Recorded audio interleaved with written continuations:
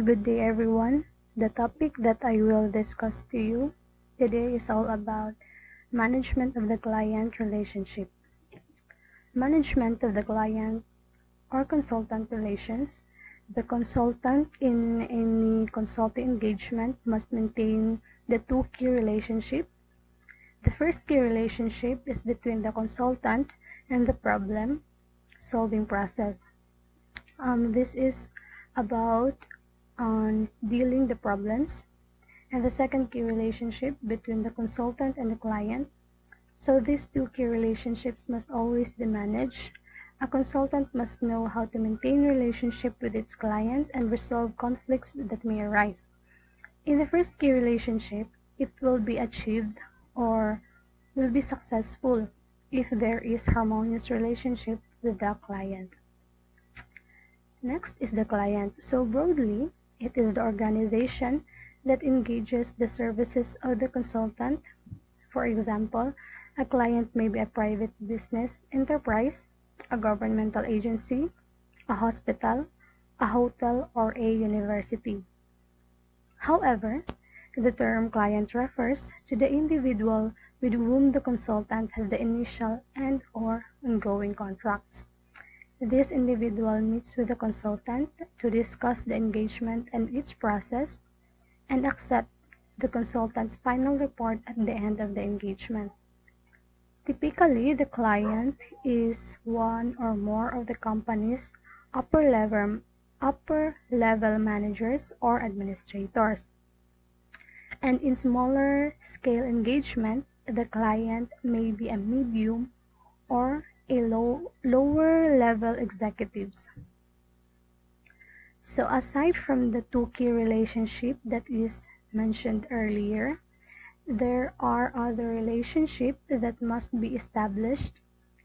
First, administrators and employees who have information and facts concerning the problem situation. Naturally, the consultant will deal with a large number of employees and staffs throughout the engagement, including the administration and employees who have information about the problem that the consultant will solve.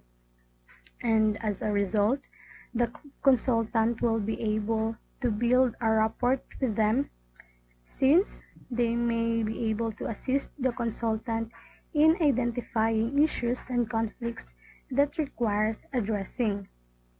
And the second one, managers and employers who are likely to be affected by the implementation of solution to the problem situation. In the second relationship, these are the people who are affected by the solutions that have been put in place to address problems and disputes. And the third one is managers and employees who are assigned to perform tasks under the consultant's guidance. So obviously, the consultant engagement will require participation from the client, including personnel who will conduct duties under the consultant's supervisions. And here, consultants must be able to manage their connections with this personnel in order to complete duties and perform efficiently and appropriately. And the last one is managers and employees who are assigned to serve as liaison on a daily basis between the consultant and higher level managers or other organizational units with the support system. And as a result, during the engagement, the consultant here creates a relationship with the employees who help the consultant communicate and interact with higher level manager or other units. And this will help you communicate more effectively and efficiently. Next is how to develop and maintain harmonious relationship with your client. First, it is necessary that the client or institution knows that the consultant is employed to create value for the organization from the start. A consultant here is not an employee, but rather a self-employed independent contractor hired to complete a short-term or long-term job, and it is paid on an hourly, daily, project or other fee basis. Sometimes, to some client personnel, the entry of a consultant could be intimidating and nakakabuo ito or it creates a feeling of insecurity, anger, and hatred.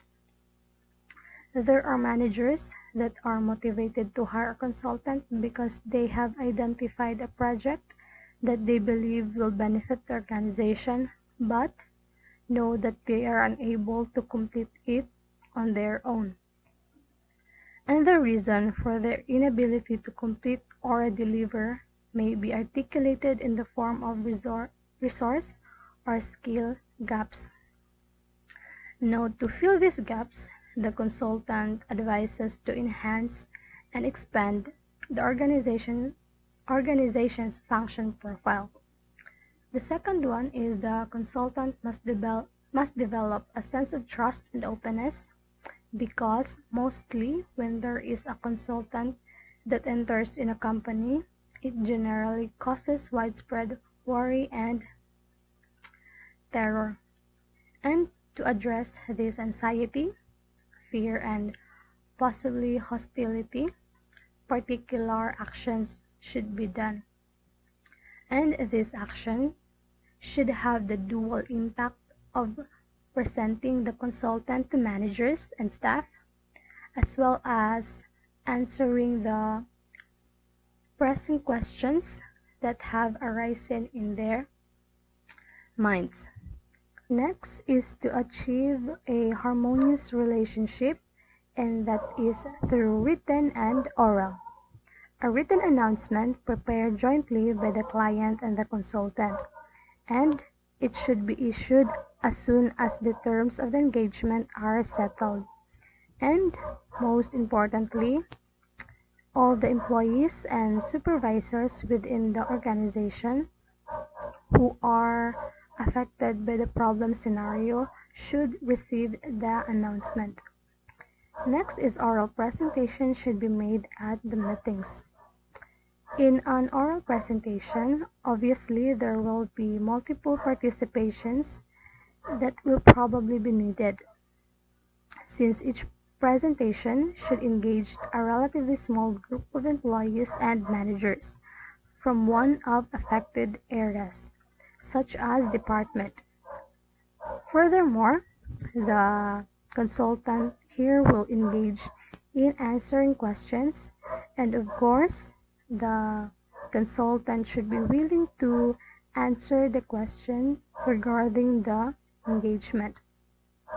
And there may be different questions that will arise. Next is achieving harmonious relationship through round get acquainted interviews. The consultant should schedule meetings with all of the management who are affected by the problem. And during a typical interview, the consultant should discuss the manager's task and challenges. The second one is the consultant's main goal during this initial interview should be establish a friendly relationship. The third one is the consultant should reflect an attitude of helpfulness.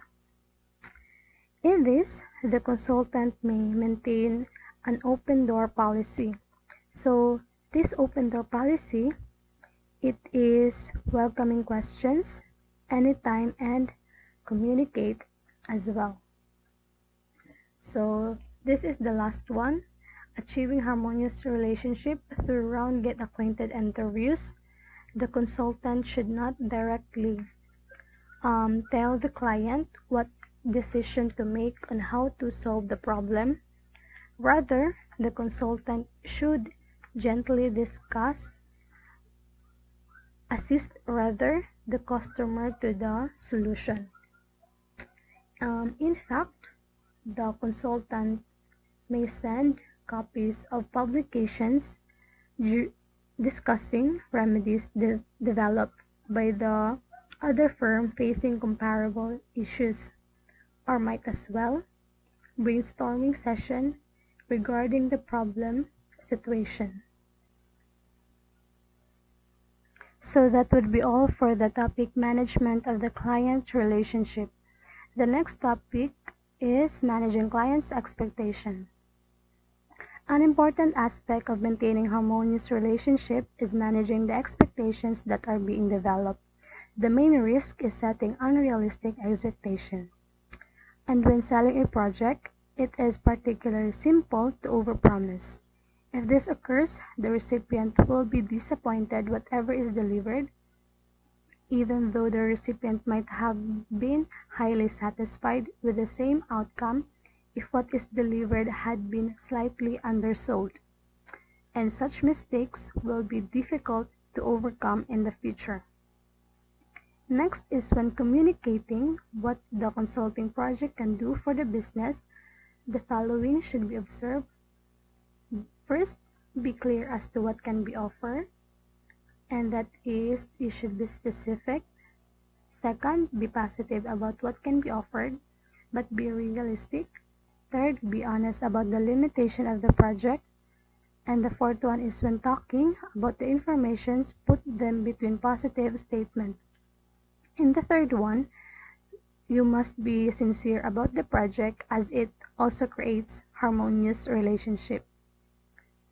Next, credibility means that the recipient's opinion of the sender's capacity to meet the expectations set by the sender. Also, credibility is not a once and for all thing. It is all ongoing thing which is built and eroded over time. However, credibility is initially established by evidence. In particular, this will center on the following. Is what being offered viable, or kung nag-work ba siya? Is it feasible and reasonable?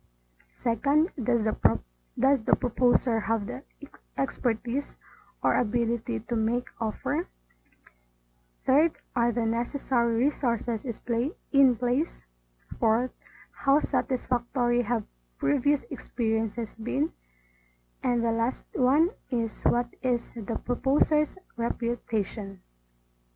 Confidence occurs if the level of credibility suggests that expectations will be achieved to a degree that satisfies concern about those outcomes not being achieved.